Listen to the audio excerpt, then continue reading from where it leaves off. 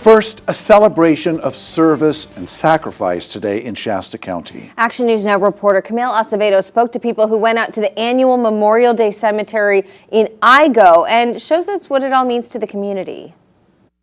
Today, we honor and remember those who made the ultimate sacrifice for our country. And here at the Northern California Veterans Cemetery, dozens of people spent the morning paying their respects. You can see dozens of flags waving in remembrance of veterans who died at the annual Memorial Day ceremony in Igo.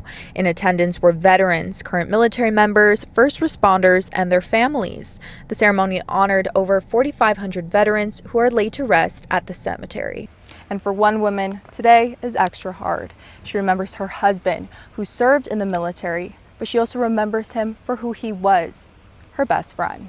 Because we cannot forget those that we have lost. Barbara Kensinger's husband was a U.S. Marine who served in the Vietnam War. He passed in 2021. She tells me today was an emotional one for her as she remembers the countless memories the two shared, including how they met.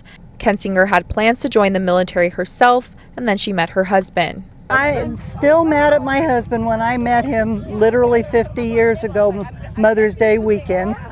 I got to meet him and know him, and he had been a Marine. You're always a Marine, you're never an ex-Marine. And I went and applied, I filled out the paperwork, and he talked me out of it because he felt that if I went in, he'd probably never see me again. The ceremony included a reading of Governor Gavin Newsom's proclamation declaring May 27, 2024 as Memorial Day in the state of California. It also included a presentation of colors, a wreath laying, a rifle salute, and a bell ceremony, plus a tribute to 6 service members whose remains were never found but are remembered at this cemetery. We have to keep the memories alive because if we forget this country. On each headstone, a flower and flag placed by Reddington Preston Sharp. In Shasta County, I'm Camille Acevedo for Action News Now. This Thursday, Pearl Harbor veteran George Herbert will be laid to rest at the Northern California Veterans Cemetery. Herbert's remains are the last to be identified from the Punch Bowl Cemetery in Honolulu.